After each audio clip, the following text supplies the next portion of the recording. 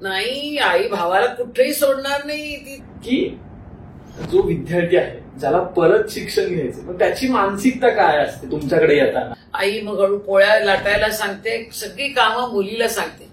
म्हणून आता काय झालंय, आधी मला राग यायचा की त्या मुलाला काही सांगत नाही, तो 10 वाजेपर्यंत झोपतो. शाहरुख, सलमान, आणखीन कोण असेल, ऋतिक रोशन, सगळ्यांची हेअरस्टाईल कॉपी करणार, चालणार, मोठ्या मोटरसायकलवर बोरबोर फिरणार.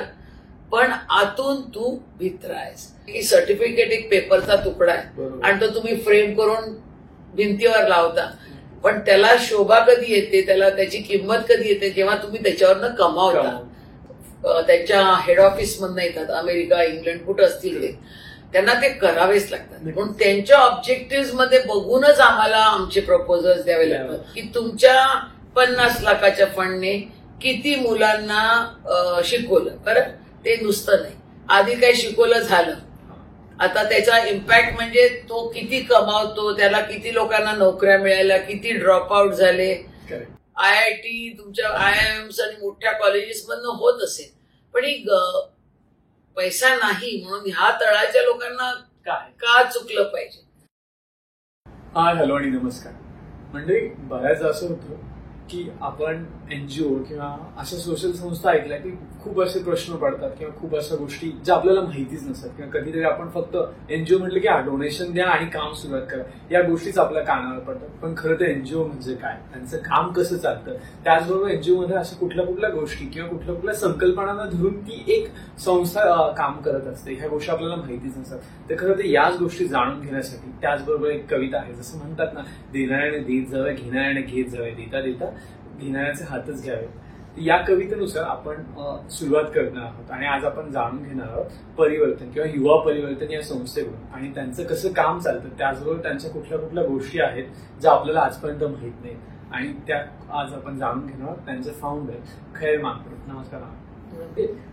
मला सगळ्यात पहिल्यांदा तुमच्याकडून जाणून घ्यायला आवडेल की NGO म्हणजे नेमकं काय असतं?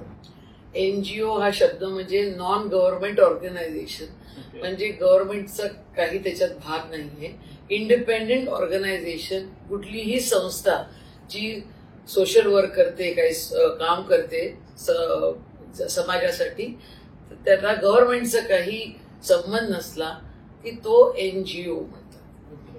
आता जसं तुमचा जवळपास एक 26-27 वर्षाचा अनुभव आहे NGO या क्षेत्रामध्ये, तर मला तेही जाणून घ्यायला आवडेल की पहिलं कसं होतं आणि आज कसं, कारण आता खूप डिजिटल गोष्टी ट्रान्सफॉर्म झाल्यात किंवा खूप गोष्टी ट्रान्सफॉर्म झाल्यात, तर तो एक प्रवास कसा होता तुमच्या NGOचा?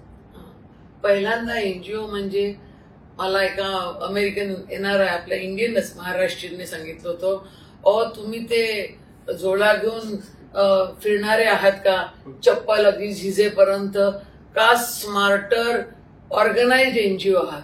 तर तेव्हा आम्हाला पहिल्यांदाच हे ऐकलं आम्ही. तर आम्ही म्हटलं आम्ही झोलावाला नक्की नाही आहेत, पण अजून प्रोफेशनल नाही झालो, पण एक इच्छा आहे की जे काही करणार ते अगदी उत्तम तऱ्हेचं बेस्ट पाहिजे. हाच विचाराने आम्ही काम सुरू केलं. कारण NGO म्हटलं की पैसे गोळा करा, दारोदारी जा आणि समजा गरीब मुलांना जेवण द्यायचं, कपडे द्यायचे जुने, असं सगळं आधी चालायचं. शिक्षण होतं, मग बाल शिक्षण आलं, मग त्याच्यानंतर मेडिकल आणि गरिबांना औषधं, सगळं असं देण्यात, त्याच्यात गेलो, लोक गेली. तर तसं ह्या कामाला ते स्वरूप होतं. पण आता गेली जवळजवळ 12-15 वर्ष, जेव्हा गव्हर्नमेंटने 2012 मध्ये रूल आणला की प्रत्येक कॉर्पोरेट जे आहे रजिस्टर्ड, त्यांचा प्रॉफिट मधले 2% CSR म्हणजे कॉर्पोरेट सोशल रिस्पॉन्सिबिलिटीच्या खाली कुठल्या तरी चांगल्या संस्थांना तुम्ही दिलं पाहिजे. कारण आधी लोक काय, आपल्याच कोणाच्या तरी, माझी बायको म्हणेल ते तिकडं देणार, ते देवळात देईल, कुठल्या शाळेला देईल. तर they wanted to make it professional, म्हणून त्यांनी ही सुरुवात CSR केली. तेव्हा खूप वाईट रिस्पॉन्स होता.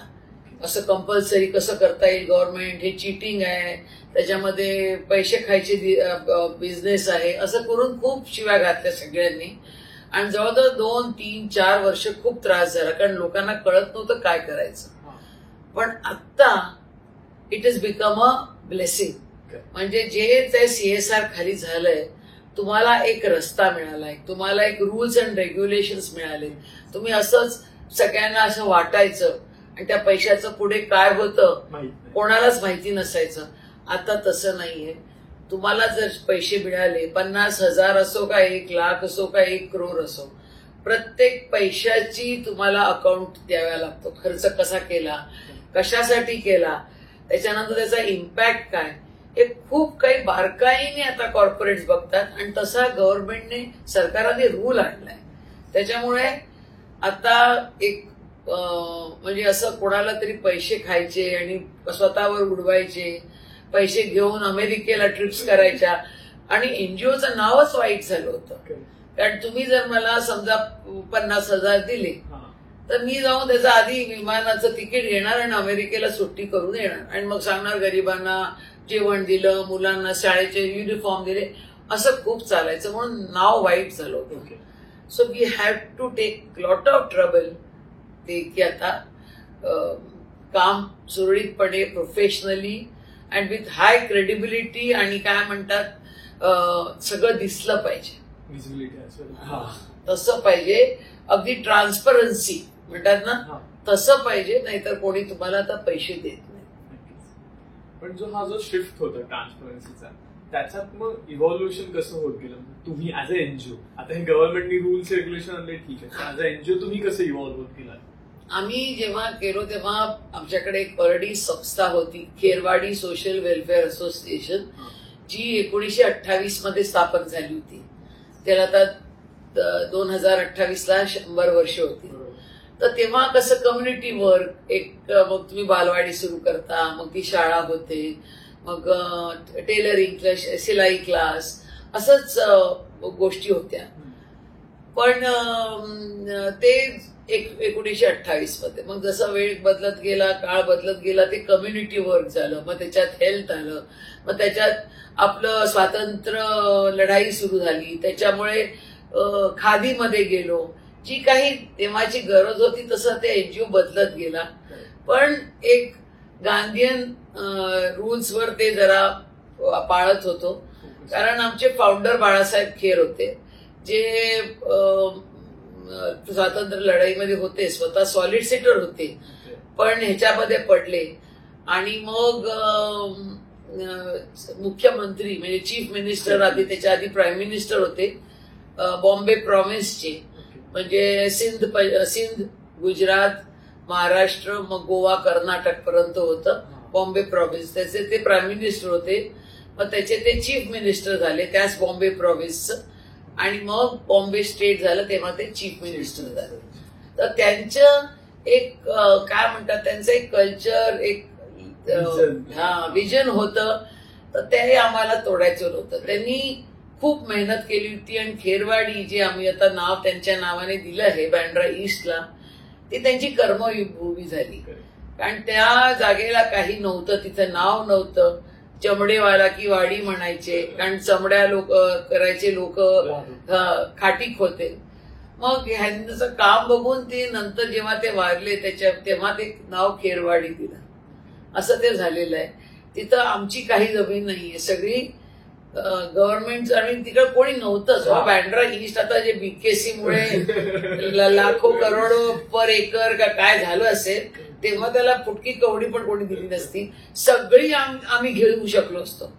पण बिईंग अ गांधीयन नाही, जेवढी पाहिजे तेवढीच घ्यायची, म्हणून सगळी आम्ही सोडली. म्हणजे आम्हाला रेल्वे लँड पासून सांताक्रूज पर्यंत सगळ्या आम्हाला प्रॉपर्टी यायचं, बिलं यायची खेरवाडीचे. म्हटलं आम्ही तू कुठल्या त्याच्यात ओनर नाही, या 2 छोट्या प्लॉटवर आम्ही मालक आहोत, बाकी कुठेही नाहीये. आणि ते गव्हर्नमेंटने ग्रांट म्हणून दिलं. युवा परिवर्तन ही जी आपली संस्था आहे, त्याचं व्हिजन काय आहे, त्याचं मोटो काय आहे, एकदा आमच्या सगळ्या प्रेक्षकांसाठी तुम्ही सांगाल तर बरं वाटेल. युवा परिवर्तन म्हणजे ट्रान्सफॉर्मेशन ऑफ युथ.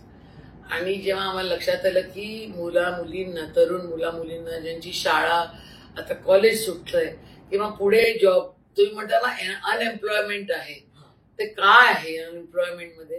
कारण शिक्षण घेऊन सुद्धा तुम्हाला नोकरीची तयारी केली, तुम्हाला BA शिकवलं, BCom शिकला, पण नोकरीला काय लागतं ते तुम्हाला शिकवलंच नाही, कोणी शिकवलं नाही.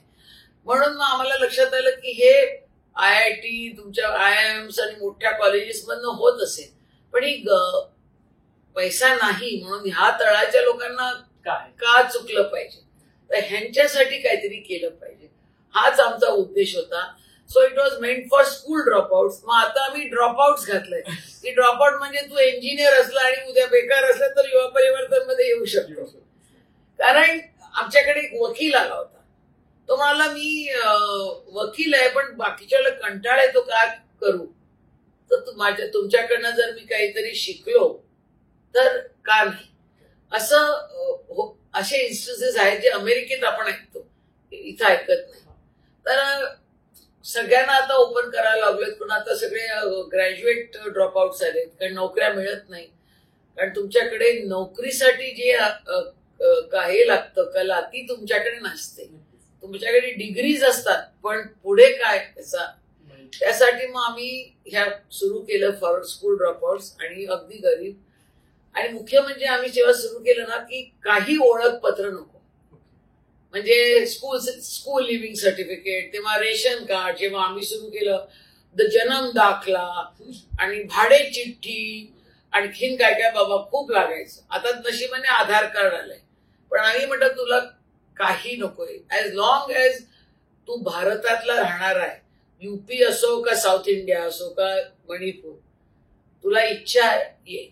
म्हणून आम्ही कागदपत्र नाही मागायचो, तेव्हा फक्त घरचा पत्ता, आणि तेव्हा फोन नंबर पण लोकांकडे एक तो कॉल बाहेरचं काय म्हणतात त्याला, लँडलाईन असायची बाहेर, ती त्याचा नंबर मागायचो की कारण उद्या काही झालं, तुला आजारी पडला तर आम्हाला तुझं घर आणि तुझा पत्ता एवढंच. तसंच आम्ही सुरुवात केली कारण इन्क्लुझिव्ह झालं. नाहीतर हे ते नाही म्हणून तुम्ही शाळेत जात नाही. आणि त्याच वेळेला प्रथम सारखी एक संस्थाने ब्रिज कोर्स सुरू केलं, कारण ही लहान मुलं आमच्याकडे यायची, मैं स्कूल नहीं जाता क्यों, मेरे पास जन्म दाखला नहीं था.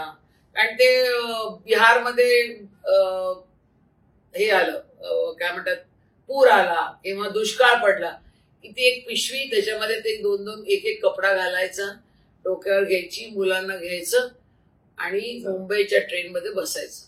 त्याच्याकडे काही पेपर काही नसतं, त्यांना त्याचं इम्पॉर्टन्स नाही, काही महत्वच वाटत नाही. मग अशा लोकांना काय करणार, तुम्ही मुलं अशीच वाढतात रस्त्यावर आणि मग म्हणतात की तिने चोरी केली, ही मवाली आहे. म्हणून मी म्हणायचे की नुक्कडवर जे बसतात ना त्यांना आम्ही टार्गेट करतो. आणि हे करता करता आम्ही जेलमध्ये गेलो, तिहार, बिकानेर, अलीपूर कलकत्त्याला, मग आर्थर रोड तुमच्या येरोड्याला, ठाणा, कल्याण जेल, सगळ्या जेलमध्ये. कारण ती मुलं जी अडकलेली असतात ती तरुण असतात, 18 ते 23. आणि जेव्हा ते काय त्यांची आमच्या फिल्ममध्ये काय, मी दगड मारायचो. काय रे दगड मारायचं, 10 रुपये द्यायचे दगड मारायला, प्रत्येक दगडाला 10 रुपये. तर तेव्हा मी दिवसाला 20-30 रुपये कमवायचो आणि तेव्हा खूप होते. तर असल्या मुलांना आम्ही म्हटलं नाही, तू जर शिकलास, तुला काहीतरी शिकवलं तर मोटर मेकॅनिक झाला असं. आणि मोटर मेकॅनिक सगळे आमचे रस्त्यावरचे, मी म्हटलं मेकॅनिक कुठले बेस्ट असतात रस्त्यावरचे, त्याला जसं नाडी तपासली ती गाडी तपासली की त्यांना ते कळतं की काय झालंय. तर मग पण आमचे सर इतके देव माणूस होते, तर ते मुलांना फोक्स वॅगन आणि मर्सिडीज बेन्झ आणि मारुतीमध्ये कामाला नव्हतं आणि सगळ्यांनी ठेवली कारण मुलं तरबेज झाली. तर असं म्हणजे लोकांना घडवू शकतो, म्हणजे टीचर्स घडवतात, ह्याच्यासारखं काही मनाला समाधान देण्यासारखं हे एकच उत्तर आहे की मुलांना घडवायचं आणि हे शिक्षकांचं काम आहे. खरं तुम्ही हे 26 वर्षाचे बदल सांगितले आणि नक्कीच आजच्या पद्धतीने तुम्ही काम करता तसं दिसतं की किती इव्हॉल्वमेंट आहे किंवा किती जसं तुम्ही लोकांना हवंय तसं बदलत गेलं. जसं तुम्ही म्हणाला की खादी आणि त्या गोष्टी, तर त्याच्यासोबतच मला एक खूप महत्वाचं किंवा खूप असं विचारायला आवडेल की जे आता आपण युवा परिवर्तनामध्ये खूप जास्त प्रमाणात बघतो ते म्हणजे की 10वी 12वी किंवा अशी लोकांना आपण शिक्षण देतो किंवा स्किल प्रोग्राम देतो की ज्यांचं शिक्षणच सुटलंय किंवा ज्यांचं शिक्षण काही कारणास्तव सुटलंय किंवा त्यांनी पुढे आवड नव्हती म्हणून केलं नाही, पण आज त्यांना कळतं की किती गरज आहे आणि म्हणून ते पुन्हा येतात तुमच्याकडे. मग ती प्रोसेस कशी, ते एक्झॅक्टली काय आहे? अच्छा, आम्ही युवा परिवर्तन जेव्हा ही संस्थेमध्ये आलो तेव्हा काही मुद्दा समोर काही नव्हता, विजन काही नव्हतं. जेव्हा काय करायचं तर जेव्हा बघितलं की स्त्रियांसाठी प्रकृतीमध्ये, हेल्थमध्ये, मग लहान मुलांसाठी एज्युकेशनमध्ये खूप एनजीओ काम करत होते, तर कुठला निग्लेक्टेड कुठला भाग आहे ज्याच्यामध्ये कोणी लक्ष दिलं नाही. आणि ती म्हणजे आणि मग आम्ही बघितलं की disabled, physically challenge, mentally challenge, eyesight नसलेले असे बरेच याचे भरपूर एनजीओ आहेत. पण ही हट्टीकट्टी मुलं जी नॉर्मल दिसतात, तुझ्यासारखे आणि यांच्यासारखे दिसतात, त्यांच्या मागे काय चाललंय. तर माझा एक फेमस लाईन आहे की जेव्हा SSC ची रिझल्ट लागायची तेव्हा पेपरमध्ये यायचं, बरोबर, आणि किती टक्के, 64% पास, आणि पहिल्या ह्याला किती 92 का तेव्हा काही 85 मिळाले तरी खूप. तेव्हा आम्ही म्हणायचो की 64 पास झाले, उरलेले काय झाले, आणि तो कितव्या वेळा करून परीक्षा ते 10वीला पोहोचला आणि परत नापास झाला, म्हणजे तो त्याचं पुढे फ्युचर काय. तसा आम्ही विचार करायला लागलो की हे जे सुटतात ते कुठं जातात. आणि त्याच्यामध्ये आम्हाला कळलं की जवळजवळ 90% सुटतात आणि 10%च पास होतात. आणि ते 90% आपल्या भारतातल्या पॉप्युलेशन जेव्हा बघतो त्याच्यामध्ये आपला सगळ्यात यंगेस्ट नेशन म्हणतात, कारण 25 वर्षाची आणि खालची मुलं जवळजवळ 50% आहेत. आणि त्या 50% मधली 90% जर नापास झाले, शाळेतच गेले नाही, तर ह्यांचं फ्युचर काय पुढे. आणि मग आम्हाला लागलं की लक्ष सगळं 12वी नंतर, ग्रॅज्युएशन नंतर, इंजिनिअरिंग नंतर ह्याच्यावर लोक लक्ष देतात. म्हणून आम्ही ठरवलं की जी ही वगळलेली लोक आहेत, ज्यांना सरकार पण विसरलंय आणि समाज पण विसरलाय ना, ह्या मुलांकडे लक्ष द्यायचं. आणि जेव्हा आम्हाला कळलं, खूप त्रास झाला तो नंबर काढायला की 90% आहेत, आम्ही खरंच शॉक मध्ये होतो की 90% तेव्हा जवळजवळ 350 मिलियन होते. तर 350 मिलियन जर तुमच्या पॉप्युलेशन मधले, जनसंख्यामध्ये एवढे लोक जर 90% बाहेर राहतात तर त्यांचंच बघायला पाहिजे. थोडासा छोटासा प्रयत्न म्हणून आम्ही 1998 मध्ये हे सुरू केलं आणि यांना पुढे मार्गदर्शन द्यायचं. आणि एक म्हणजे आहे की ही आम्ही सुरू केलेलं म्हणून विजन मिशन आमचंच. आणि काही चुका झाल्या काहीतरी तर ते काही दगडावर कोरलेलं नाहीये, नाही चालत तर सोडून द्यायचं, नवीन करायचं. सारखं आम्ही आता 25 वर्ष झाले, जवळजवळ 25 वेळा तरी काहीतरी आम्ही सुधारले. हे चालत नाही, कारण जे मुंबईत चालतं ते पुण्याला चालणार नाही, पुण्यात चालतं ते गडचिरोली, हिंगोली का काश्मीर का तुझ्या तेलंगणा, हैदराबाद, सिकंदराबादला चालणार नाही. म्हणून मग आम्हाला ते सगळं अडॅप्ट करायचं, सारखं बदलायचं. जे मुंबई शहरात चालतं ते छोटे गावात नाही चालणार आणि खेडेगावात तर बिलकुल नाही. म्हणून अडॅप्ट करायचं की मुंबईला 3 महिन्याचा कोर्स, तर छोट्या गावांमध्ये 1 महिन्याचा, आणि खेडेगावात तर 10 दिवसाचा, 6 दिवसाचा, 15 तासाचा कोर्स. म्हणजे छोटे छोटे कोर्सेस त्या गावाला सूट होण्यासारखे. कारण त्यांना नोकऱ्या नाहीयेत. हे नोकऱ्या मिळणाऱ्यांना वेगळं आहे आणि त्यांना जिथं नोकरीचा चान्सच नाहीये त्यांना पण काहीतरी स्वतःच्या पायावर उभा राहायला काहीतरी स्किल शिकवलं पाहिजे. असं आम्ही सगळे तऱ्हेचे कोर्सेस, जवळजवळ आता किती 50च्या वर कोर्सेस आहेत. त्याच्यात कुठले कुठले कोर्सेस प्रामुख्याने तुम्ही घेता? ते सगळं आता तुम्हाला सांगायची गरज नाहीये. कम्प्युटर द नंबर 1, सगळ्यांना कम्प्युटर पाहिजे. कारण त्यांना काय वाटतं, कम्प्युटरच्या समोर बसला, तू जर बसला की मी म्हणणार अरे हाला तर 1 लाख 2 लाख महिन्याला कमवत असेल. ही अशीच लोकांची आणि गरिबांची तर फारच आहे. जे कमी शिकलेले स्वतः आई वडील असतात त्यांना माझ्या मुलगा कम्प्युटरच्या समोर बसला पाहिजे. आणि दुसरं मग मुलींमध्ये तर गावामध्ये तर सिलाई, शिवणकला, आणि दुसरं म्हणजे हल्ली ब्युटिशियन, कारण आम्ही जेव्हा सुरू केलं 98 मध्ये टीव्ही नुकता सुरू झाला होता नक्कीच. आणि घराघरात टीव्ही, दिवसभर बायकांना कामच नाही, नवरे कामाला गेले की दिवसभर ते सिरियल बघायचे.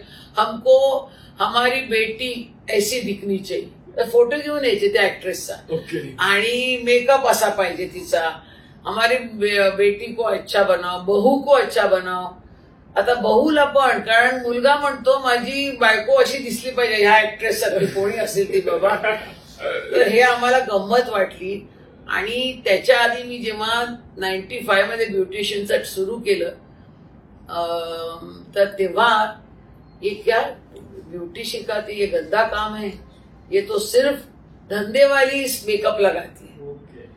तो आप एक्ट्रेस नाही तो धंधे वाली, तो हमारी बेटी कुछ एक्ट्रेस नाही बनने वाली आहे. म्हणजे नक्की तुम्ही हिला कशाला तयार करताय. म्हणून मुलींना काढून न्यायचे वडील आणि भाऊ की हे घाणेरडं शिकवू नका तिला ब्युटिशियनचा. आणि जवळजवळ 2001-2002 मध्ये उलट झालं की मेकअप केला पाहिजे, छान दिसलं पाहिजे, चांगले कपडे घातले पाहिजे. हा फरक जाणवत गेला. जसं सिलाईमध्ये झबला आणि पेटीकोट आना चाहिए, आता ब्लाऊज पाहिजेत, variety of blouses, kurti design, असं मॉडर्न त्यांना पण पोचलं. आता जसं आज makeup is like best thing असल्यासारखं झालं आणि त्याच्यासाठी लोक 70,000-80,000 खर्च. म्हणजे जसं काळानुसार गोष्टी बदलतात तसं तुम्ही पण इव्हॉल्व्ह होत गेला, तुम्ही पण बदलत गेला. पण याच सोबत मी तुमच्या वेबसाईटवर ज्यावेळेस चेक करत होतो किंवा आपल्याला ज्यावेळेस ठरलं की आपल्याला पॉडकास्ट करायचं किंवा असं गप्पा मारायचं, त्यावेळेस मी तुमचं वेबसाईट चेक करताना मला तुमच्या वेबसाईटवर एक गोष्ट दिसली ती म्हणजे कुर्माघर नावाची संकल्पना.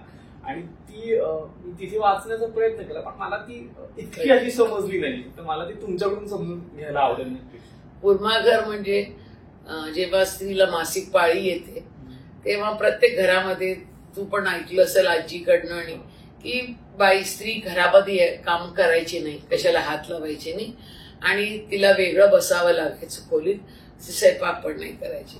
तर अशा वेळेला हे शहरात झालं की तुमच्याकडे 3 खोल्या 2 खोल्या काहीतरी असतं जिथं ती वेगळी बसू शकते. आता खेडेगावामध्ये एकच खोली असते, त्याच्यातच स्वयंपाक खोली, तिथंच झोपायचं, तिथंच भांडी घासतात आणि तिथंच लोक चहा प्यायला जेवायला बसतात. तरी असल्या ठिकाणी बाईला स्त्रीला जागा नसते आणि तिचा हात कशालाही लागणं सहज आहे. म्हणून कुर्माघर हे आम्ही ट्रायबल एरियामध्ये, म्हणजे आम्ही गडचिरोली, मग चंद्रापूर, गोंदिया आणि तिसरे चौथं, ते 4 डिस्ट्रिक्ट आहेत नागपूरच्या जवळपास, त्या 4ही डिस्ट्रिक्टमध्ये हे बघितलं की ट्रायबल लोक वेगळे त्या बोलीत बायकांना राहायला देतात. आणि ते अगदीच खराब, म्हणजे खिडकी नाही, दार नाही, तुटलेलं पडकं, पाडी नाही, फक्त घरातली कोणतरी स्त्री किंवा लहान मुलगी मुलगा आणून जेवण द्यायचं, दुसरं काही नाही. आणि त्याच्यामध्ये खूप सापाच्या विंचू, सापामुळे बायकांना प्रॉब्लेम्स, मग मासिक पाळीला इन्फेक्शन, युरिनरी ट्रॅक्ट, सगळं ते तसं खूप आजार असायचे आणि बायका मरायच्या पण. म्हणून मग हे आमच्या टीमला जी काम करते रुरल डेव्हलपमेंटमध्ये, त्यांना हे कळलं एका स्त्रीकडनं की ही आमची परिस्थिती आहे, तर तुम्ही काहीतरी करू शकता का. तर मग आम्ही तेव्हा मग त्याच वेळेला आम्ही होम इन अ बॉटल, म्हणजे आपल्या त्या 1 लिटरच्या तुमच्या लिम्का कोका कोलाच्या बाटल्या असतात त्याच्यामध्ये माती भरून घर बांधत होतं. म्हणजे जिथं विटा लागतात त्या विटाच्या ऐवजी ह्या बाटल्या वापरायच्या आणि सिमेंट आणि बाकीचं असतं. आणि हे आम्ही एक्सपेरिमेंट आमच्या वाड्याच्या सेंटरला पालघर डिस्ट्रिक्टमध्ये तिथं ते करत होतो. आणि 2-3 खोल्या बांधल्या, मग सायकल स्टँडला छप्पर, असं बरंच काय काय, मग गायींना गोठ्याला बांधलं, असं एक ट्राय करत होतो. पण जेव्हा ठरवलं की आता कुर्माघर करायचंय तर तिथं स्ट्रक्चरल बघायला पाहिजे. मग आम्ही आर्किटेक्टकडनं 2-3 आर्किटेक्टकडनं ते चेक करून घेतलं की इज इट स्टेबल, पावसाळ्यात काही होऊ नये. आणि ते ठरल्याबरोबर आमचं ते सुरू केलं आधी पहिली छोटी बांधली कारण माहिती नव्हतं आणि पुरुषांचं तिकडच्या थोड्याशा बायकांचं स्त्रियांचं पण विरोध होता त्याला आणि आष्टी गावामध्ये सुरू केलं तर दुसऱ्या गावच्या लोकांनी अगदी नाही म्हटलं. मग ती एक खोलीचं आम्ही बांधलं. मग त्याला दुसऱ्या खोलीपर्यंत दुसरं बांधेपर्यंत कारण ते म्हणाले हे लहान पडते आम्हाला, आमच्या गावामध्ये स्त्रिया बऱ्याच आहेत म्हणून जरा मोठं 2 खोल्यांचं बेड्स ते पलंग पण त्या बाटलीचेच बनवले. So you are saving the environment. या प्लॅस्टिक बाटलांचं खूप न्यूसन्स होतच होतं एन्व्हायरमेंट म्हणून ते पण झालं. कचरा गोळा करणाऱ्या मुलांना त्या बाटलीचे जे 8 आणे मिळायचे त्यांना 2-2 रुपये द्यायला लागलो आम्ही म्हणून त्यांची कमाई वाढली. आणि या बायका ज्यांच्यासाठी आम्ही बांधत होतो त्या पण त्याच्यामध्ये श्रमदान करून त्या बाटल्या भरायच्या, ते लावायचं. मग पुरुषांना सांगितलं सिमेंट लावायला आणि या असं करून ते सार्वजनिक तऱ्हेचं एक प्रोजेक्ट झाला. आणि त्याच्यामध्ये पंखा, बाथरूम जे कधी त्यांनी संडास बघितलेला नाही सुंदर, त्याला क्लिनिंग सगळं, हे कपडे वाळत टाकायला वेगळी, कपडे धुवायला, हे ह्या लोकांनी कधीच पाहिलं नव्हतं. आता it's a holiday for them. म्हणजे इतकंच करा. जेव्हा मी गेले पहिल्यांदा 4 वर्षापूर्वी गडचिरोली खेडेगावात गेलो तर ते गावचे लोक आले, त्यांच्याबरोबर मी नाचले, मग त्यांनी आरती, ते सगळं गावावाले तुमचा सत्कार करतात. पण मजा गंमत म्हणजे आम्ही परत जात होतो नागपूरला नाही गडचिरोलीला येत होतो कारण नागपूर खूप दूर आहे. तर वाटेत अंधार झाला होता पण 3 गावांमध्ये बायका बाहेर हायवे पासून दूर होता. बायका आल्या होत्या रस्त्यावर आम्हाला थांबवायला की आता आमच्या गावात करा. म्हणजे 6-8 महिन्यांनी हे बघितल्यावर ते म्हणाले आता आम्हाला पण हेच पाहिजे. पण आम्हाला ते स्पॉन्सर लागतो म्हणून जेवढेच होते तसे आम्ही मला वाटतं 8 का 10 केले कारण एकाला खर्च 6-7 हजार येतो. मग स्पॉन्सर लागतो. मग एखाद्या फाउंडेशनने कारण पंखा म्हणा, पेंटिंग म्हणा, मग श्रमदान ते करतात पण बाकीचं लागतं. पण आता जसं बोलता तुम्ही बोलून गेलात की गावात तुम्हाला थोडा आधी अपोज होता. मला त्या पॉइंटवर यायला विचारायला आवडेल की ज्यावेळेस तुम्ही कुठलाही कोर्स गावासाठी पर्टिक्युलरली डिझाईन करता किंवा गावातल्या लोकांना हवं हे तुम्हाला कळतं, मग त्यातून गावाचा सपोर्ट आणि विरोध कसा असतो किंवा ते बॅटल कसं असतं बेसिकली. गावामध्ये जसं शहरामध्ये सुद्धा तुम्ही जा छोट्या, तुम्ही कुठल्या पार्टीचे, तुम्हाला आमच्या घरामध्ये इंटरेस्ट आहे का, कारण बिल्डर लोक येतात, तुम्हाला झोपडी खाली करा, मग आम्ही इथं मोठं 40 मजली बिल्डिंग बांधू का काय असेल ते, म्हणून त्यांना दे आर व्हेरी सस्पिशियस, तुम्हाला ते घाबरतात. पण इट टेक्स टाइम. सगळ्या गोष्टीला तुमच्याकडे दरवाजावर फ्लॅटमध्ये 4 बेडरूमचा फ्लॅट असला आणि कोणी जरी अनोळखीने बेल वाजवली तर तुम्ही कोण आहेत वॉचमॅनला विचारणार, होता घेता की नाही काळजी. तर तसं ते गाववाले तर आणखीनच काळजी घेतात कारण लोकांनी फसवलेलं आहे त्यांना. सो नॅचरल आहे. मग आम्हाला गावाची बरोबर बैठक करावं लागते, सरपंचाला बोलावं लागतं, शाळेतला शिक्षक होतो त्यातल्या त्यात सगळ्यात शिकलेला त्याला बोलवावं लागतं. आणखीन कोणी मुलगा असेल जो फ्युचर लीडर आहे, जो भाग घेतो, त्याला बोलवावं लागतं की बाबा हे आमचा उद्देश हाच आहे, आम्हाला इथून कोणालाही इलेक्शनला उभं राहायचं नाहीये, आम्ही कुठल्याही पार्टी गव्हर्नमेंटला रिप्रेझेंट करत नाही. हे 3 गोष्टी जर त्यांना कळल्या मग त्या म्हणतात या. आणि जुन्या प्रथा असतात. आणि जे पहिलं कुर्मा घर आम्ही हे केलं उद्घाटन, तो त्या गावातलाच 80 वर्ष सगळ्यात ओल्डेस्ट वयस्कर जो काहीतरी 80 वर्षाचे होते त्यांनी त्याचं उद्घाटन केलं. म्हणजे त्यांनी सपोर्ट दिला. करेक्ट. असं ते. आणि मग ते वाढत गेलं. मग आम्ही तिकडं आता त्यांना वरांडा दिलाय, त्या वरांड्यामध्ये मशीन ठेवली, त्यांना तिकडे शिवणकाम 4 दिवस अडकलेले असतात, मग त्यांना हे शिकवलं शिवण क्लास. मग आता त्याच्यामधनं आमचे परमनंट वॉशेबल सॅनिटरी पॅड्स निघालं. तर एका गोष्टीमध्ये थांबत नाही, पूर्ण विराम नसतो तो. कारण मग त्याच्यामध्ये आलं की बायकांना काय शिकवायचं, मग त्यांना सांगितलं तुम्हाला सॅनिटरी पॅड्स. आम्हाला NIFT म्हणजे national institute of fashion technology दिल्लीहून बाई आल्या, त्यांनी ते डिझाईन केलेलं आहे. महाग असतं कारण तो कपडा सगळं, पण ते अगदी सोपं आहे. तर ते आम्ही शिवून घेतो त्या बायकांकडनं आणि मग वाटतो सगळ्या गावांमध्ये आणि इट्स वॉशेबल आणि युजेबल फॉर 3 years. म्हणजे नक्कीच त्या 4 दिवसात तुम्ही नुसतं बसण्यापेक्षा आणि काहीतरी स्किल करा आणि स्वतःला पण अपग्रेड करायचं ते झालं. पण त्याचसोबत आता असं विचारायला आवडेल मला किंवा हे जाणून घ्यायला आवडेल बेसिकली की आपण जे स्किल कोर्सेस बोलतोय किंवा जे आपण स्किल कोर्सेस म्हणतोय स्किल कोर्सेस, मग ती डिझाईनची प्रोसेस कशी असते, म्हणजे ते तुम्ही कसे डिझाईन करता किंवा त्याच्यात कुठल्या कुठल्या टेक्निकल गोष्टी इन्व्हॉल्व्ह असतात? सुरुवातीला जेव्हा आम्ही नवीन सुरू केलं ते आधी टेलरिंग ब्युटिशियन झालं, पण इव्हन ब्युटिशियनला काय करायचं माहिती बरोबर. तर मग तेव्हा एक्सपर्ट्स बोलवले. जी एक बाई कोणी आहे शिकलेली पण ब्युटिशियन पार्लर चालवते म्हणजे प्रख्यात आहे मुंबईतली, कोणी इन्स्टिट्यूट मधलं टेलरिंगच्या हेड आहेत, अशा लोकांना मग LNTचे जे कोणी होते त्यांना इंजिनियरना बोलवलं, मोटर मेकॅनिकला सांगी आणि मारुती मोटर्सच्या लोकांना बोलवलं होतं की काय डिझाईन करायचं.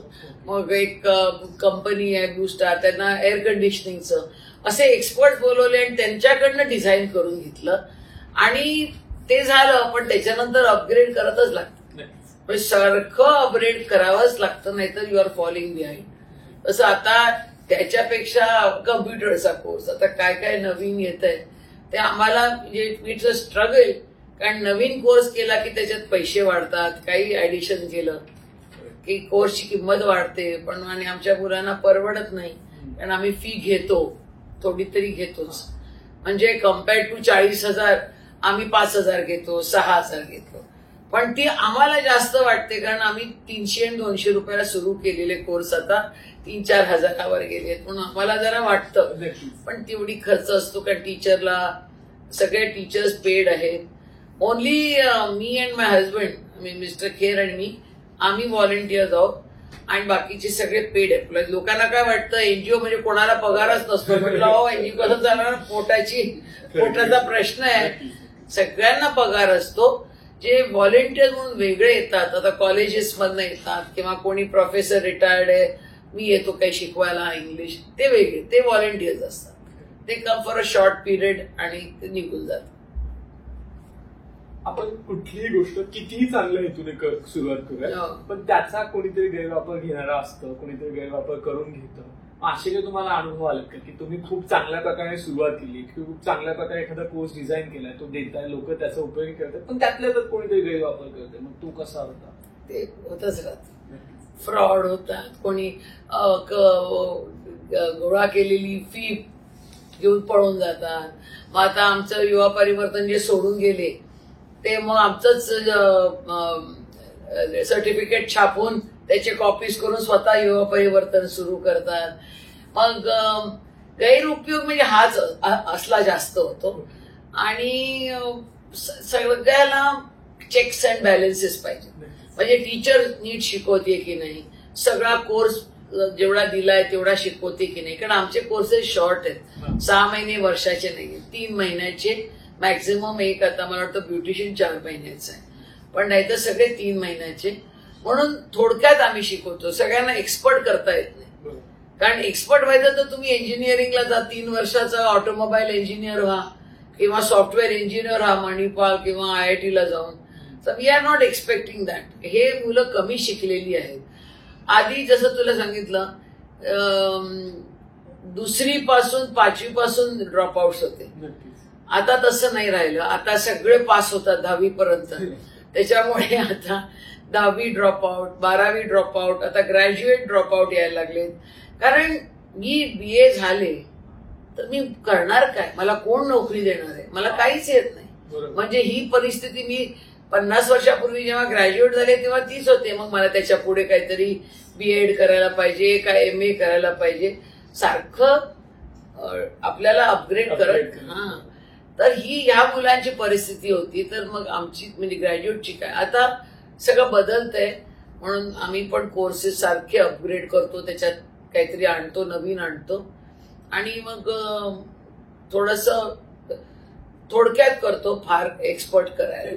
नक्कीच हा पॉइंट तितका व्हॅलिड असं मी म्हणेन की ज्याला 10वी सुटली आहे त्याची, किंवा ज्याची 12वी सुटली, किंवा माझ्यासारखा एखादा विद्यार्थी किंवा अजून एखादा कोणी विद्यार्थी आहे ज्याला शिक्षणात रस नव्हता, पण आता उद्या जगण्यासाठी काहीतरी हवंय, स्किल हवंय, किंवा ओके मला उद्या जाऊन काहीतरी काम करायचं, त्याच्यासाठी मला काहीतरी येणं महत्वाचं आहे, तर त्याच्यासाठी तुम्ही त्याला ऍटलीस्ट दिशा द्यायचं काम करताय, त्याला सांगता की हे कर, हे शिकवलं तुम्ही, मग त्याला जर एक्सपर्ट व्हायचं तर नक्कीच त्याने त्याच्यात अजून वेळ खर्च केला, अजून पैसे खर्च केले, तू त्यात एक्सपर्ट होईल. पण हा बाबा उद्या तू मार्केटमध्ये हे शिकून गेला तर तुला एक 10चे 20 रुपये मिळतील, एवढंच तुम्ही त्याला देताय नक्कीच.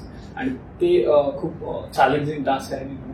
त्याच्यापेक्षा एक महत्वाचं चॅलेंजिंग मला असं वाटतं की जो विद्यार्थी आहे ज्याला परत शिक्षण घ्यायचं, मग त्याची मानसिकता काय असते तुमच्याकडे येताना, ती मानसिकता कशी आहे, आणि त्याचा घरच्यांचा सपोर्ट कसा आहे? ते खूपच नाजूक परिस्थिती असते, कारण आधीच नापास झाल्यामुळे, आणि तो पहिल्यांदा नाही नापास झालाय.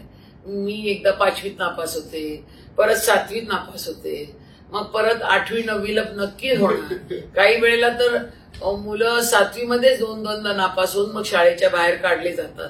तर ह्या परिस्थितीतनं गेलेला ज्या मुलाला किंवा मुलीला सारखं टोचून बोललं जातं, हा अगदी गाढव आहे, त्याला काही येत नाही, ही मुलगी कधीच पास होणार नाही, आता तिचं 16 झाली की लग्न करून टाकू, ह्या सगळ्या गोष्टी घरामध्ये चालूच असतात. तुला काही येत नाही, तू स्वयंपाक करायला लाग. आणि मुलगी नक्कीच 6-7 वर्षाची झाली की चहाला ठेवते, कणिक मळते, आई मग हळू पोळ्या लाटायला सांगते, सगळी कामं मुलीला सांगते. म्हणून आता काय झालंय, आधी मला राग यायचा की त्या मुलाला काही सांगत नाही, तो 10 वाजेपर्यंत झोपतो, पण मुलगी 6ला उठून आईला पाणी भरण्यापासून मदत करते. पण मला लक्षात आलं की आता मुली त्याच्यामुळे जास्त स्मार्ट झाल्यात, त्यांना नोकरी करायची, काम करायची हिंमत आहे, आकांक्षा आहे, आणि त्या सगळ्या धावून येतात. आणि त्यांना जास्त नाही, आता विमेन एम्पॉवरमेंट नाही तर मेन एम्पॉवरमेंटची गरज झाली आहे, कारण त्या मुलांना दे आर लॉस्ट, आणि स्वप्न मोठी असतात. मला 25,000 कमवायचं आहे, माझ्या फोनचं बिलच महिन्याला 5,000 आहे, तर मला 7,000ची नोकरी कशी चालेल, अशी सगळी असतात. पण मुलींना तशी नसते, मुलींना पैशाची किंमत कळते. म्हणून आमच्याकडे ज्या पॅरा नर्सिंग कोर्सेस आहेत 3 महिन्याचे 4 महिन्याचे, त्यांना 8,000ला सुरू होतो आणि मुली तयार होतात. मी किती खूप प्रयत्न केलाय की मुलांनी नर्स व्हावं, कारण आता मुलांनी जर 3 वर्ष एका हॉस्पिटलमध्ये काम केलं तर उद्या तो होम नर्सिंग मध्ये 25,000 रुपये महिन्याला कमवू शकतो. पण मुलांना तसल्या नोकऱ्या नको असतात. तो एका तऱ्हेच्या फॅमिलीमधनं आला पाहिजे, कुटुंबामध्ये, जिथं सर्व्हिस त्याने बघितले, जिथं त्याचे आई वडील ऑफिसला जातात किंवा कामाला जाणार आहे. जे दिवसाची कमाईवर चालवतात ना, त्या लोकांना हे लॉंग टर्म प्लॅनिंग काही दिसत नाही. म्हणून मग आमच्या मुलं कोर्सला जॉईन व्हायची आणि मग 5-10 दिवसांनी सोडलं. काय रे, नाही तो केटरर आला, लग्नाचा सीझन आहे, तो म्हणाला मी दिवसाला तुला 400 रुपये देतो आणि जायचा येणं तुला सोडणार आणि परत तुला तिकडे जेवण फुकट मिळणार. झालं, आज मटणाचं जेवण का उद्या चायनीज जेवण, तो हे सोडून जातो. So he doesn't have that long term की 8,000ची नोकरी असली तर ती उद्या 15,000-20,000 25,000 होऊ शकते. हे मुलींना समजतं. त्याच्यामध्ये आमचा काउन्सिलिंगचा मोठा भाग आला. म्हणजे आम्ही जेव्हा काय म्हणतात मोबिलायझेशन, मुलांना भेटायला जातो तेव्हा आम्ही मोठ्या मीटिंग्स घेतो संध्याकाळच्या, सगळे जेव्हा आई वडील असतात. म्हणजे आई वडिलांना समजलं पाहिजे की तुमच्या मुलाला या कोर्सची गरज आहे. तेव्हा ते आई वडील, मोठा भाऊ बहीण म्हणते की बाबा मी देते 3,000, पण त्याला जाऊ दे, इलेक्ट्रिशियन होऊ दे, वायरमॅन होऊ दे, त्याला मोटर मेकॅनिक शिवू दे, असं ती म्हणते, तो म्हणतो. त्या मुलाला काही आहे तसं सुखी जीवन चालतंय. म्हणून आम्हाला त्याला जाणीव करून द्यावी लागते. तर आमचा जो कोर्स आहे सोच का परिवर्तन, त्याच्यामध्येच आहे. तर सोच का परिवर्तन मध्ये आम्हाला म्हणजे सुरुवातीलाच अगदी 2000 मध्ये लक्षात आलं की तू दिसतो चांगला, शाहरुख, सलमान, आणखीन कोण असेल, ऋतिक रोशन, सगळ्यांची हेअरस्टाईल कॉपी करणार, चालणार, मोठ्या मोटरसायकलवर गोरगोर फिरणार, पण आतून तू भित्र आहेस, तुला लो कॉन्फिडन्स आहे, your self esteem is very bad, आणि तुम्ही ते लपवायला हुशारी दाखवा. अशी म्हणजे ऍक्टिंग करायचं, असं मोठेपणा दाखवायचा, काही असेल, ती भाड्याने घेतलेली पॅन्ट असेल का रस्त्यावरनं घेतलेली 100 रुपयाची पॅन्ट असेल, पण यू कॅन ड्रेस वेल. मुंबईमध्ये कोणी भिकारी, फक्त तो काम करणारा म्हणजे व्होकेशनने भिकारी आहे, तोच गरीब कपडे घालतो. हल्ली सगळ्या लोकांना छान कपडे अगदी थोडक्यात मिळू शकतात. तर ह्या मुलांना खूप तयारी करावी लागते, म्हणून आम्हाला ती जाऊन बोलावं लागतं. आमचे सोशल वर्कर जाऊन कम्युनिटीमध्ये बोलतात की जरा पुढचा विचार केला पाहिजे, पैशाची गरज कधी पडेल, आता नाही पडणार. 30 वर्षावर आई हॉस्पिटलमध्ये गेली, मुलांचं शिक्षणाचं शाळेची फी भरावी लागेल, तर त्यावेळेला तुम्हाला पैसे लागतील. आणि तेव्हा त्यांचं उत्तर काय होतं, आम्ही जाऊ इथं, आमच्याकडे भरपूर मारवाडी लोक देतात. तर म्हटलं किती टक्क्याला? 20, 26, 28, 30, काहीच त्यांना एक फिगर आहे, त्यांना त्याचं गणित माहितीच नाही. एक केस आहे, 300 रुपये द्यायचे होते फीला, तर त्या बाईला सांगितलं 150 रुपये भर, त्याशिवाय तुला ऍडमिशन नाही मिळणार. तिने 150 रुपये बाजूवालीकडनं घेतले आणि तिने त्या बाईला दिवसाला 50 रुपये भरायचे. म्हणजे किती झालं, ओव्हर 50-60% गणित असं. So that is the kind. आणि तिला काहीच वाटलं नाही त्याचं. अगं 50 रुपये दिवसाला तू देणार? हो, आईकडे 50 रुपये रोजचे असतात, पण 150 नाही आहेत, म्हणून आम्ही घेतले, शेजारणीने दिले. So interest is multiple compound interest. आणि हा असे लोक, म्हणून ते कधी गरिबीतच फसलेले राहतात. That is very very upsetting. म्हणजे फारच तळमळ होते. हे लोक जेव्हा तुमच्याकडे ट्रेनिंग घेतात, पण आफ्टर ट्रेनिंग काय, किंवा त्यांना मग तुम्ही ऑन रोल जॉब ट्रेनिंग दाखवताय, किंवा त्यांना तुम्ही असं काही मार्गदर्शन प्रोव्हाइड करताय की ओके ऍक्च्युअल एक्सपिरियन्स आहे किंवा हँड्स ऑन आहे. ऑन जॉब ट्रेनिंग म्हणून हा प्रकार आहे, तो नर्सिंगला लागू पडतो, वेल्डिंग, 2 व्हीलर रिपेअर, 4 व्हीलर रिपेअरला फार लागू पडतो. कारण तुम्ही किती थिअरी शिकवली तरी जेव्हा जाऊन गराजमध्ये काम करायला लागतं आणि गाडीच्या खाली जाता, तेव्हाच तुम्हाला ते शिकायला होतं. तो ऑन जॉब ट्रेनिंग आहे. आणि सोच का परिवर्तन मधला शेवटचा भाग आहे, तो आहे जॉब प्रिपेअर्डनेस. म्हणजे नोकरीला गेल्यावर कसं बिहेवियर, कसे कपडे, कसं बोलणं, कम्युनिकेशन कसं बोलायचं. कारण त्यांना अरे तुरे आणि काय त्यांचं असतं, आपलं लोकचं यंग लोकांची भाषा, तीच भाषा बोलायची सवय असते आणि ते कामावर चालत नाही. म्हणून मग थोडंसं ते जॉब प्रिपेअर्डनेस आहे, how to behave at the work place, त्याच्या खाली मग ते त्या लेवलला शिकवतात. ज्यावेळेस एखादा तुमच्याकडून स्किल कोर्स करून गेलाय किंवा तुमचा कोर्सेस करून तो व्यक्ती सेटल झाला, असे काही अनुभव आहेत का, किंवा अशा काही स्टोरीज आहेत? स्टोरीज भरपूर आहेत. 25 वर्षामध्ये खूपच स्टोरीज आहेत. आणि मजा म्हणजे मी जेव्हा फोन करून ना अॅन्युअल रिपोर्टसाठी सक्सेस स्टोरी मागतात, ओ मॅडम किती काय सांगायचं, आमचे सगळेच सक्सेस स्टोरीज. अरे सगळे सगळे सगळे सगळे, कारण तुम्ही शिलाई केली, सगळ्यांना पास करता, सगळे ब्युटिशियनला A ग्रेड देता, तर ती वेगळी गोष्ट. पण त्याच्यातनं तिने किती कमावले. आता सगळे ती 2000 100 रुपये कमावते दिवसाला आणि 500 रुपये, हे नाही, पण कोणी काहीतरी वेगळं करून दाखवलं का, तर आहेत, भरपूर तशा आहेत. स्वतःची ब्युटी पार्लर लावलेत स्वतःच्या घरामध्ये. पण मी नेहमी सगळ्यांना सांगते, थोडं बिझनेस करायच्या आधी थोडंसं दुसरीकडे काम करून बघा की किती कष्ट असतात. म्हणजे मालकिणीला सगळ्यांना काय वाटतं, मालक आहे ना, फुकट बसून खायचे पैसे आणि आम्ही काम करतो, तसं नाही. तर हे सगळं त्यांना, म्हणून आमचं नर्सिंगमध्ये पण 6 महिन्याचं ऑन जॉब ट्रेनिंग आहे. आणि सगळ्याला आम्ही असिस्ट करतो. आम्ही जॉब गॅरंटी देत नाही, कारण इट्स व्हेरी डिफिकल्ट.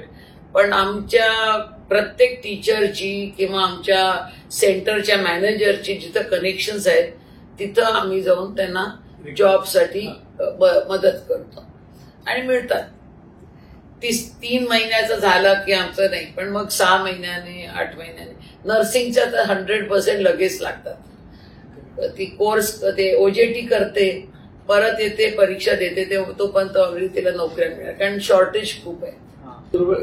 असं पण होत असेल ना की आता ठीक आहे, म्हणजे हे झालं मुलांबद्दल बोलतो, पण एखाद्या वेळेस लग्न केलंय मुलींनी आणि त्या मॅरिड आहेत आता, त्याच्यानंतर त्यांना आता शिक्षण सुटलंय लग्नामुळे किंवा काही कारणामुळे सुटलं होतं, लग्न केलंय, पण आता मिस्टरांचा पगारावर भागत नाहीये म्हणून त्या येतात का? मग त्यांना कसं तुम्ही ट्रेन करता? नाही, आता आम्ही मुलींना आधी सगळे वय 18 ते 25 ठेवलं होतं. आता वाढत वाढत 35 पर्यंत बायकांना गेले, कारण बायकांची लग्न 16-18 वर्षापर्यंत होतात. मग ते 25 वर्षापर्यंत मुलं आणि त्यांचं अपब्रिंगिंग काय असे शाळा. मग सासू म्हणते आता कामाला लाग, हे काय पैसे पुरत नाहीत. नवरा पण म्हणतो, आधी म्हणतो नाही, तू घरची राणी, त्याचा ना तो हनीमून स्टेज तो संपतो. मग आपण जमिनीवर येतो आणि मग कळतं की आपल्याकडे पैसे पुरत नाहीयेत. मुलांच्या एज्युकेशनला, सगळ्या आजारपणांना, सगळ्याला लागतो. तेव्हा मग मुली येतात आणि आहेत आमच्याकडे. आणि आमच्या तू म्हणाले मगाशी सक्सेस स्टोरीज, ते काही सांगायचं नाही, पण मी काय नेहमी म्हणते की सर्टिफिकेट एक पेपरचा तुकडा आहे आणि तो तुम्ही फ्रेम करून भिंतीवर लावता, पण त्याला शोभा कधी येते, त्याला त्याची किंमत कधी येते, जेव्हा तुम्ही त्याच्यावरनं कमावता. नाहीतर ते शोभेचा तुकडाच राहतो. तर त्याच्यासाठी तुम्हाला काहीतरी केलं पाहिजे आणि तेव्हा कळत नाही. अगदी तरुण मुली असल्या, लग्न झालं अलाहाबाद, बिहारमध्ये, कुठेतरी खेडेगावात, राजस्थानमध्ये किंवा महाराष्ट्रात जातात, सांगली, सातारा. मग सासू म्हणाली, तू ते शिकली आहेस ना, तर शिकव की ग, काहीतरी पैसे कमाव 4, मी आहे ना बाळाला सांभाळायला. मग त्यांना लक्षात येतं की मी शिकले, पण माझं सर्टिफिकेट मी फेकून दिलं. किंवा एक आमचा कोर्स आहे एंटरप्रेन्योरशिप, म्हणजे बिझनेसमन बनून काय बिझनेस करा. कारण बहुतेक सरांना म्हणजे मला नोकरी नाही करायची, मला कोणाच्या घरी चाकरी नाही करायची. एस्पेशली युपी, राजस्थान आणि ह्याचे लोक असताना त्यांना आवडत नाही, किंवा घराची परिस्थिती बरी आहे पण नोकरी नाही करायची, मग मला बिझनेस करायचा. त्या लोकांना आमच्याकडे एंटरप्रेन्योरशिप डेव्हलपमेंट कोर्स म्हणून आहे, EDP. त्याच्यामध्ये आम्ही त्यांना शिकवतो. सक्सेस स्टोरीज खूपच आहेत, पण एखादे दोन चांगले असतात की जी मुलगी 7वी नापास, तेव्हा मी सुरुवात केली तेव्हा 7वी नापास आम्ही नर्सेस केल्या. आणि तिथंच एक जवळ खेरवाडीमध्ये अगरवाल नर्सिंग होम आहे, children's nursing home, children hospital, तिथे ती मुलगी कामाला लागली. तिला बोलवलं तेव्हा ती म्हणाली, मी आता जवळजवळ हेड नर्स सारखी आहे आणि माझ्यावर डॉक्टरने एवढी जबाबदारी घातली आहे, तर काय ह्याच्यामधलं वेगळं आहे बाकीच्या कोर्सेस पासून. त्यामुळे मी जेव्हा घरी परत येते रात्री 8ला 9ला 12 तासाची ड्युटी, तेव्हा लोक म्हणतात, अरे डॉक्टर आली. आणि मग आम्हाला सांगतात की आता माझ्या मुलाला ताप आलाय, ह्याचा पाय दुखतोय. मग मी तसं त्यांना ऍडवाइस देते, क्रोसिन देते, ब्लड प्रेशर चेक करते. अशा या मुली गेलेल्या आहेत, पुढे खूप पुढे गेलेल्या आहेत. आमच्या मग हॉटेल बिझनेस आहे, त्याच्यात हॉटेलमध्ये, हॉस्पिटॅलिटीमध्ये, सगळे 5 स्टार हॉटेलमध्ये. तर एक आमची मुलगी कुवेटला पोहोचली आहे. म्हणजे मुलगा आमचा बँड्रा तर सँटाक्रूजला, काय पुण्याला तर सोडून द्या, 5 किलोमीटर 3 किलोमीटर पण जात नाही कामाला, कारण ते फार दूर आहे. आणि ती मुलगी मुंबईहून मराठी, ते सुद्धा कुवेटला कामाला लागली आहे. तर तिला मी विचारलं, तू कशी ग जातीयस? आई वडील म्हणाले, तुला तुझं भविष्य करायचं असलं तर तू पुढे जा. म्हटलं भाऊ कुठे? नाही, आई भावाला कुठेही सोडणार नाही, ती तिला खारच्या पुढे बाहेरच जायला देणार नाही. असं हा फरक झालेला आहे, कारण मुलांना आपण खूप जास्त मुलगा म्हणून लाड करतो, त्याच्यामुळे त्यांना पोटामध्ये जी आग लागते पुढे जायला ती कमी झाली. आणि हे चुकतंय. आणि त्याच्यामुळे तुम्ही म्हणताना मुलगा बिघडला, आणि पण खूप वेळेला आम्ही आई त्याच त्याला कारणीभूत आहोत. खूप मला भारी वाटलं की तुम्ही म्हणताना आम्ही आया म्हणालात, म्हणजे तुम्ही सगळ्यांमध्ये स्वतःला पण कन्सिडर केलं. चूक आहे. जर पुन्हा जर टॉपिककडे वळताना बऱ्याच असं म्हटलं जातं, एनजीओ म्हणजे जसं तुम्ही मागाशी पण कोट केलं, एनजीओ म्हटलं की पैसे मागणारे लोक असतात. पण खरं तर मला एनजीओच्या फायनान्शियल साईडवर पण थोडंसं जाणून घ्यायला आवडेल. कारण एनजीओ म्हटलं की नॉन प्रॉफिट ऑर्गनायझेशन आहे, पण मग त्याला फायनान्स कसे उभे राहतात, आणि मग तो एक सगळ्यात स्ट्रगल पार्ट आहे, तो एक सगळे डिफिकल्टीज कशा असतात त्यातल्या. आज सुरुवात झाली ना, तेव्हा तुम्ही असं कोणी ते ओळखीने, तू माझा मित्र आहेस, श्रीमंत आहे, मला माहिती तुला देणगी द्यायची आवड आहे, चांगलं असलं तर यू आय आस्क यू की मला जर असा असा प्रोजेक्ट आहे, बालवाडीच्या मुलांना जेवण द्यायचं, त्याचा महिन्याला 5,000 रुपये आहेत, मग तू म्हणणार की हे घे 6 महिन्याचे खर्चाचं घ्या. असं करून ते आम्ही गोळा करायचो. पण जसं प्रोफेशनल झालं आणि जेव्हा युवा परिवर्तन सुरू केलं तर आम्हाला लक्षात आलं की आता हे चालत नाही. त्याच्या प्रत्येक जेव्हा घेतले आणि मी वापरले, काय केलं कोणी विचारलं नाही, कारण तू माझा मित्र आहेस, तर तू मला असेच दिले 30,000.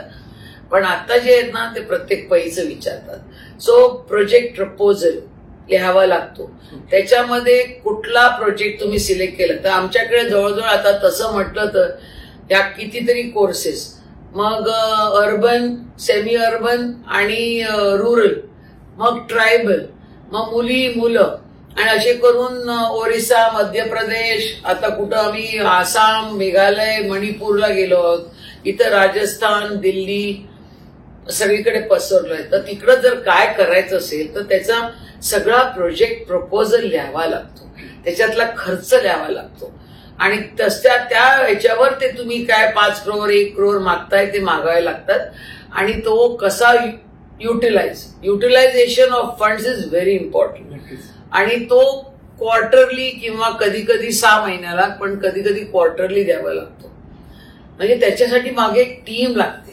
एक आहे फंड कलेक्ट करणारी, जाऊन प्रपोजल्स देणारी, ती प्रेझेंटेशन देणारी, आणि दुसरे आहेत जे ह्या पैसे मिळालेले कसे खर्च केले आणि ती कोणाकडनं माहिती गोळायची करायची, ऑपरेशन. म्हणून आमच्याकडे खूप डिपार्टमेंट्स आहेत, कारण आता आमच्याकडे जर हेड ऑफिस आणि सगळे मिळून 500-600 कर्मचारी आहेत, आणि ऑफ द रोल्स आणखीन जे आहेत ते जवळजवळ आणखीन 400-500. सर 500-1000 लोक तर आमच्याकडे कामाला आहेत. आम्ही काय करतो, रेप्युटेड कंपनीज, मोठ्या कंपनी ज्या CSR पॉलिसी फॉलो करतात गव्हर्नमेंटच्या, आणि ह्या मोठ्या जर एस्पेशली फॉरेन कंपनीज, त्यांचे रूल्स त्यांच्या हेड ऑफिस मधनं येतात, अमेरिका, इंग्लंड कुठं असतील ते, त्यांना ते करावेच लागतात. म्हणून त्यांच्या ऑब्जेक्टिव्ह मध्ये बघूनच आम्हाला आमचे प्रपोजल्स द्यावे लागतात. Are they into environment, are they into skilling, are they into health, का आणखीन कुठले त्यांना हे करायचं आहे. म्हणजे आता मध्ये आलं हे टॉयलेटसाठी, त्याच्यासाठी सॅनिटरी इम्प्रुव्हमेंट, तर म्हणजे मग असल्या कंपनीजला आम्ही अप्रोच करतो. मग ते प्रपोजल ते स्टडी करतात, त्यांना आम्हाला त्याचं उत्तर 3 महिने 6 महिन्याने येतं. म्हणजे आम्हाला डिसेंबरमध्ये तयार करून जर दिलं तर ते आम्हाला जूनमध्ये किंवा मे मध्ये कळेल, जून मध्ये, की हा तुमचं एक्सेप्ट झालंय, तुम्हाला द्यायचं ठरलंय. मग त्याच्यानंतर ते काम चालतं. मग खूपच म्हणजे you need a full department behind all this. लोक खूप लागतात आणि कंटिन्युअस चेंज पण करावं लागत असेल की काय अपडेट आहे, काय होत सगळं, काय नाही, आणि मग शेवटी इम्पॅक्ट, खर्च तर दाखवायचाच, आणि मग शेवटी इम्पॅक्ट, की तुमच्या 50 लाखाच्या फंडने किती मुलांना शिकवलं. बरं, ते नुसतं नाही, आधी काही शिकवलं झालं, आता त्याचा इम्पॅक्ट म्हणजे तो किती कमावतो, त्याला किती लोकांना नोकऱ्या मिळाल्या, किती ड्रॉप आउट झाले, ही बारकाईने सुद्धा आम्हाला द्यावी लागते. म्हणजे यू आर काय म्हणतात अकाउंटेबिलिटी खूप आली, खूपच आली. म्हणून साधं, आणि मग काय होतं, जर तुमचं एखादी वेळ चुकलं आणि कंपनी नाराज झाली तर ते तुमच्याकडे पुन्हा येणार नाही, असं होतं. भरपूर आहेत, सारखे नवीन कंपनी शोधत राहावं लागतं, कारण आमचा पसारा खूप मोठा झालाय. तर आता आम्ही तामिळनाडू ह्याच्यात गेलो आहोत, सगळ्या तुमचे ते मार्क्सिस्ट सगळ्या त्या ह्याच्या क्षेत्रात गेलो, ओरिसामध्ये, सगळ्या अगदी गरीब गावांमध्ये, छोट्यातल्या छोट्या गावामध्ये गेलेलो आहोत. म्हणून आम्हाला चॅलेंजेस ते तिकडं पण करावे लागतात, इकडं आमच्या मॅनेजमेंटला पण खुश करावं लागतं आणि कंपनीला पण खुश करावं लागतं. म्हणजे काम करणारे आहेत त्यांना 3ही ठिकाणी तोंड द्यावं लागतं, कारण कधी सगळ्या चुका होतच असतात. कारण तुम्ही ज्यांच्यावर अवलंबून असता ते मध्ये सोडून जातात किंवा चुका करतात, खोटेपणा करतात, तर किती होतं ते सारखं. म्हणून चेक्स अँड बॅलन्सेस एवढं झालंय की आता आम्हाला सगळं आता मोबाईलवर सगळं झालेलं आहे. म्हणून प्रत्येकाचा मोबाईलला जीपीएस आहे की जेव्हा तो म्हणतो मी या हिंगोलीच्या बाहेर 50 किलोमीटर एका शेतात उभा आहे, तर ते आम्हाला दिसलं पाहिजे, कारण तो घरात बसून सांगू शकत नाही. पण ते जीपीएस लावलेलं आहे. मग ऍक्च्युअल फोटोग्राफ्स घेऊन ते आम्हाला रिअल टाइम मध्ये आले पाहिजेत की हा खराच त्या शेतात उभा आहे. कारण आमचं रुरल डेव्हलपमेंटमध्ये सोलार, वॉटर याच्यामध्ये खूप काम चालू आहे.